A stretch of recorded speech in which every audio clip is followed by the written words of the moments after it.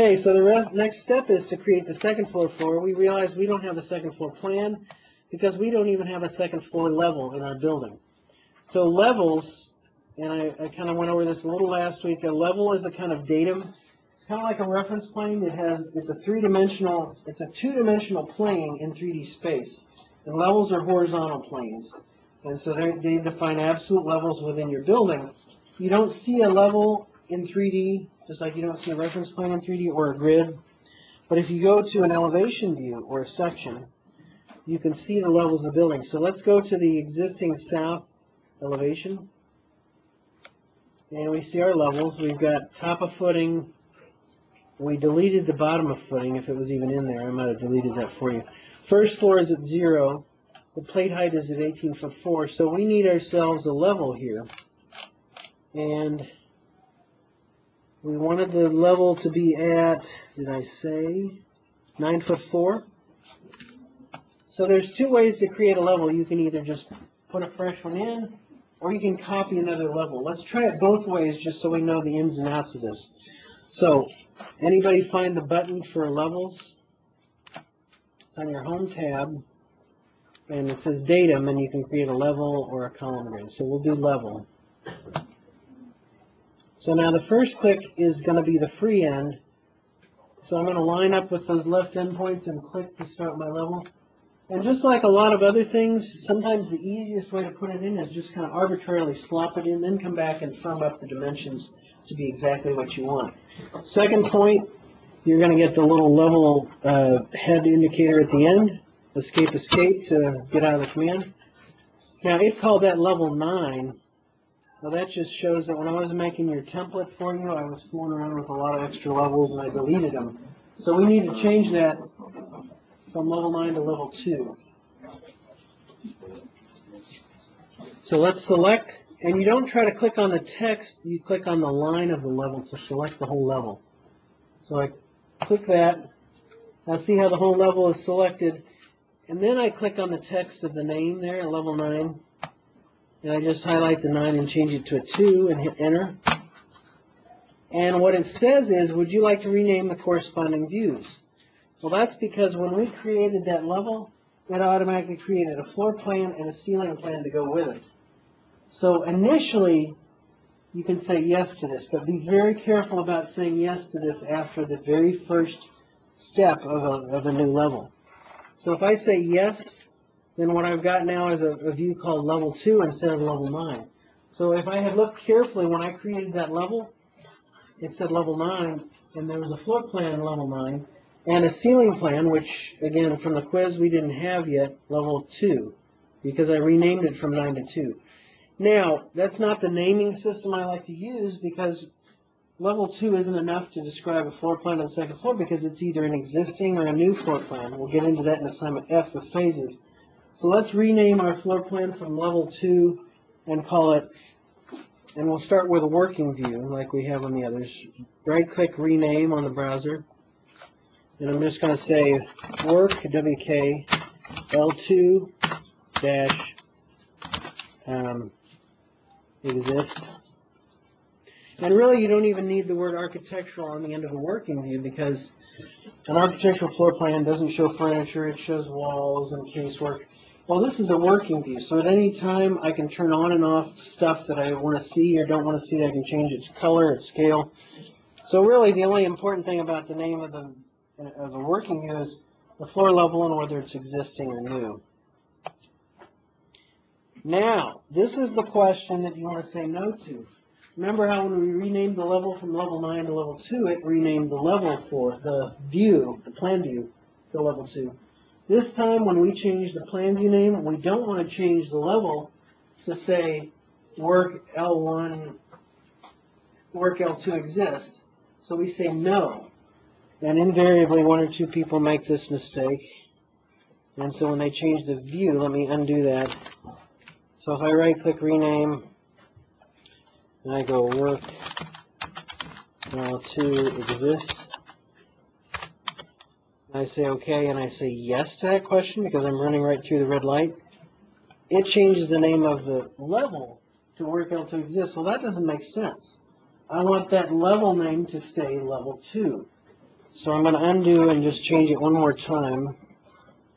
And remember to say no. Mark L to exist and say no, I don't want to change the level, so the level name stays level 2. Now let's go ahead and pull up our new level 2 existing work view. So you double click it. And why am I seeing walls at the first floor and the first floor floor pattern if this is really a second floor level view?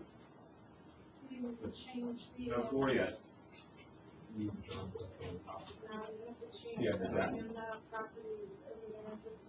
Yes, and what property is it? Okay, but you're on your way to a gold star because you got the right idea. There's a property of this view that's set such that you're kind of seeing it close. Good idea. You get a silver star because you're very close. And a lot of times you say, what's wrong with this view? And so you try one thing and another. You say, let's check view range. Let's check phase if it's a new or existing. Let's check the detail level and the graphics of the view. What's that called? I think they changed the visual style. But in this case, what it is, I probably haven't told you yet, but in the view properties, there's something called underlay. See how it says first floor? An underlay is kind of like superimposing another floor level on top of this second floor plan, and it grays it out so you can see that. It could be handy if you're placing walls on the second floor and lining them up with walls down below.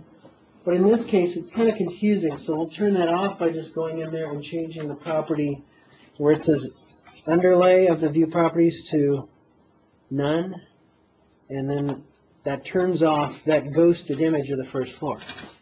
But it could have been view range if we were looking too deep, so that's an excellent guess. And you got the idea that it was something wrong with the view. It wasn't anything wrong physically with the floor.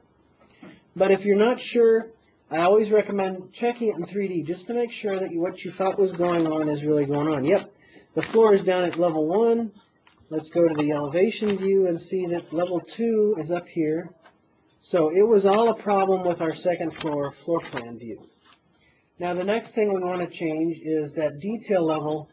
It's just showing kind of a generic hatching for that masonry wall. If we change it to fine, then we can see the brick and the plaster because those are the same walls carrying up from the first floor on past the second floor. And now I'm going to go ahead and change it to shaded as well so we can see the color of the brick. This is something kind of weird. If you look at that plan and you look at this plan, and you notice that the brick is a different color on the second floor, there's something I had modified, I guess, that first floor plan view in the template that changes the settings, and what it boils down to is where you see graphic display edit, there is the sun is maybe a little more intense. I was in the wrong view. Let me undo that. If I go into this view and I edit graphic display and I say let's brighten the sun in this view, I can temporarily apply that and see if that helps. So really it's got to be something in here. I've got 0, 30, and no shadows. Here I've got, let's go to 0 and set the ambient light to 30, right. And then OK. Still doesn't match, so there's still something else weird. They're both at 1/4 inch scale. So I'm going to kind of give up on that. But there's lots of little view properties that can sometimes make them look different. Anyway, let's go back and let's create a second floor floor plan. Well, here's where we get into a little bit of a quicksand because the second floor plan doesn't match the first floor plan. This notch goes away. And if you look back at my handout on the bottom of page 2, see this little 3D that shows the finished house here. See how there's a notch there. At the second floor, this appendage on the north is a square sunroom that sits and goes over the kitchen, the old kitchen, and it goes right over that entry. So what we want to do is at the second floor, we want this wall to go straight across, and these two walls drop away. Well, let's go ahead and build the floor first, and then we'll deal with what's happening to the walls. So we're going to go into floor. We're in sketch mode now. We do pick walls. We make sure that we pick so that we don't have to change the floor type again after we're done like we did the first time, let's go ahead and select the floor type we're using, which is the wood 2x10, 3/4 inch plywood wood finish. Now we're doing pick walls, extending the wall to core, stays checked. And I'm going to pick those same 4 walls. And whenever you're presented with an option of doing pick walls, or you can always come in here and say, I want to draw lines and draw your floor like that. It's better to do pick walls every place you can. Why? Because then if I move that wall, it will stretch the edge of the floor to stay attached to the wall. And you don't have to align and lock to make it go with it. It just knows that was a picked wall to form that edge. And so if the wall moves, the edge of the floor stretches with it. So I'm going to delete those and go back into pick walls. And I'm going to add these walls, kind of like I did before. Let's flip that. But I want this wall, I don't want those other 2. So I'm kind of deviating from what is shown on the actual plan versus, with respect to the walls. What is it hourglassing on here?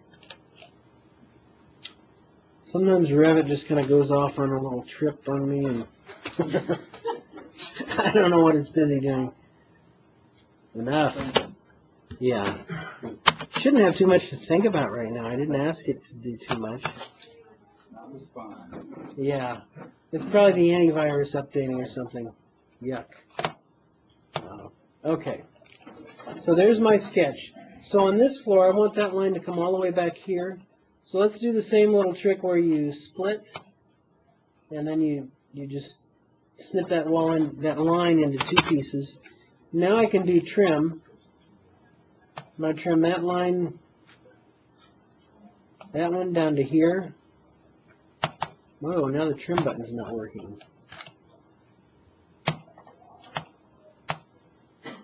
Oh, there's something really weird going on here. Probably. Yeah, let me pause the recording. You're in the recording. Okay, so my computer choked up. It's cleared its throat, and we're ready to go again. So we go back to floor on the 2nd level. I'm going to change that to hidden lines so I can see my magenta lines better. Pick walls. And now, instead of just clicking all 4, I can tab to select the chain and click it. So there's my outline of that part. If I tab and click that and flip it, and then I've got 2 extra walls I don't want picked, so I'm going to just escape and delete those. Then I do my split, or SL for short, snip that in 2 pieces, and then trim, which is also TR, trim that line to there, that line to there, and make sure that I'm picking the right floor type, which is the one with the wood finish. Then I hit the finish checkbox. Now this question, I want to say yes to this, and I'll explain what it's asking. This is a different question. You have to read carefully. Okay, so now what we've got is we've got a first floor, and then we have a second floor that just pretends that those walls are built correctly, which we haven't fixed yet. But see, that's all one floor. So that question that it just asked had to do with the fact that our floor overlaps the walls. So let's cut a section through our building now to take a look at what happens. Because when you're drawing something in plan, more often than not, what you draw in plan affects other views like elevations and sections in 3D. So let's go back to our plan so we can cut a section view. We want to work L1. And how do you cut a section? Well, which of these tabs would you expect it to be on? There's not a cut tab, but what is there? What's that? We're creating a section view, so it would be on the view. Exactly, I gave it away there. So here's the section button. Once you hit the section button, you'll see the types of views. You can do a building section, a wall section, or a detail section. Building and wall can be changed back and forth between the 2. But if I create a detail, it's stuck in detail world. If I create a building section, it can never become a detail. So it's good to pick the right one from the beginning. So I'm going to say this is a building section. I'm going to cut it, and I'm going to run it right through the center of my building roughly. And I click the first point, I get an arrowhead. Click the second point, I get a tail. And so now with it selected, you'll see there's actually a depth to that section and there's a width, which is my crop region. And so now I can pull up that view, but if you look on the list, Revit just puts a new category. Remember, we didn't have ceiling plans before, now we do. If I go to sections, building section, and expand that, now there's a view called section 1. Well, I always recommend renaming it immediately because otherwise, I was working on a project and there was section 64, section 65, section 66, and that's not much help as to knowing where that section is cut. So I'm going to right-click and rename that, and I'm going to call it longitudinal looking east, and then you could say through center. Now that name is only for the purposes of finding it on the list in the browser. So now once you've done that, you can either double click it here to go to it, or you can hover over the arrowhead of the section and double click that because it's blue. Or the other way you can do it is if you've already got the section selected, double clicking won't work, but you can right click and say go to view. And that'll take you to the section view. So now I'm going to go in and change this to fine level of detail and shaded so we can see the colors. I called it longitudinal looking east through center, and I abbreviate as much as possible. So when you're talking about a view name in the browser, I don't want to have to widen this browser in order to be able to read exactly which view I'm talking about. So I like to keep it short and sweet. Now here's a little trick I like to do with sections once you create them. I'm going to close all my hidden windows, and then I'm going to go back to the plan where this section is cut.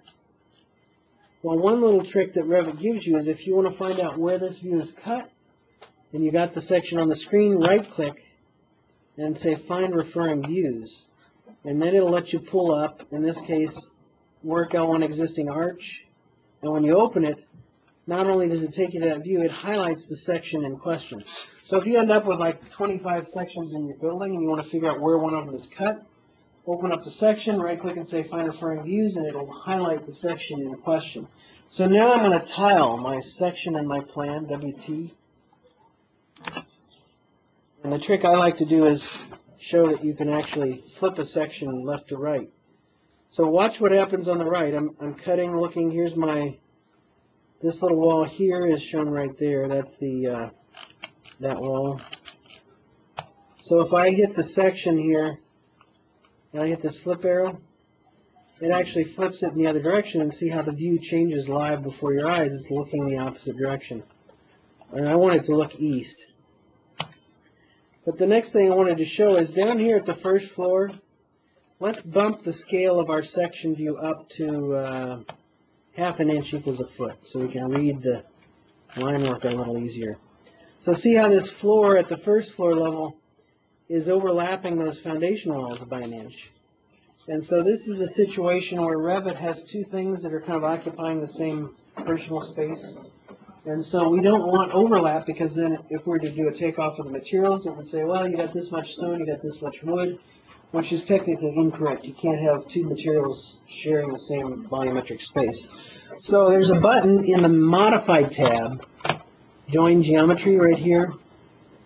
If you click that and pick your floor and your wall, or your wall and your floor, it doesn't matter which order, then what Revit is doing is it's joining them together so that you don't have two, and whichever one wins the battle, it notches into the other one. And because a floor and a wall, the floor wins the battle. Now, beyond that, you'll get into situations where the finish of the wall loses out to the structure of the floor, but the floor finish loses out to the structure of the wall. So if I join the geometry between the plaster wall, that and that, see how the plaster comes down and the floor finish comes up to it? Which, if you think about it, the floor layer, if it's really a finished floor, which is how that's defined. So again, shoot me because I'm really wrong. This house wasn't built with plywood subfloor back then, but that's how I did it. The subfloor, the finished floor would be laid up to the face of the finished wall. That's how the floor layer would do it in these days.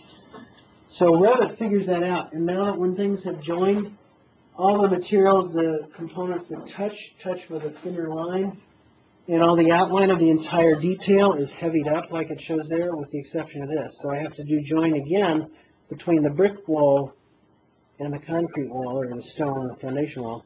And so now, this is how you would normally draft, whether by hand or in AutoCAD, and you want that detail to look crisp and clear.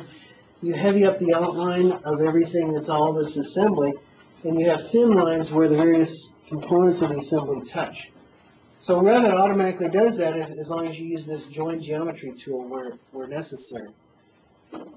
Well, I did all this to kind of point out that, remember when we finished our second floor, we got a question that we said yes to. Well, that question basically said, that second floor you just sketched overlaps the brick walls. Do you want to join geometry between the floor and the walls and cut out the overlapping volume? Well, that's exactly what we did manually. But because we said yes when we finished the floor up there, it didn't ask us this time because it didn't really overlap the brick wall. But up here, because we said yes, it's already done that for us. It cleaned up. Notice how the floor joist passes in past the plaster to the core. So that's why when we were editing the sketch of the floor, and we did pick walls, that checkbox says extend into wall to core. So the edge of the floor went all the way to the core, which is that brick. And so basically by doing the sketch of the floor and plan correctly, we have fixed the Revit model so our wall sections and building sections look correct in terms of how the detail of the house looks.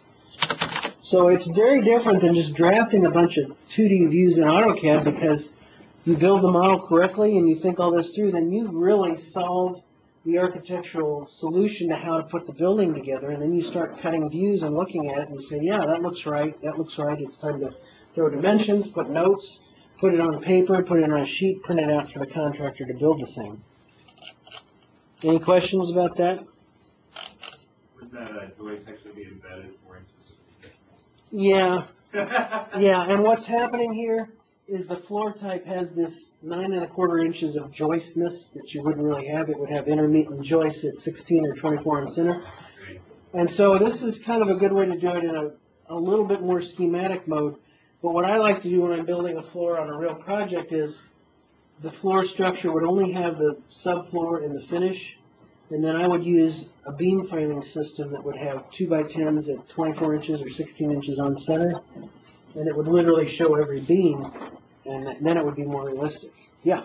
If I just tried to join the floor to the wall, Mm-hmm. and it didn't change those dark lines, does that mean I have 2 floors? That could be. And it's kind of easy to have a second floor because you finish the sketch and then you think, okay, I'm going to edit that floor, and instead of editing the existing floor, you hit the floor button again.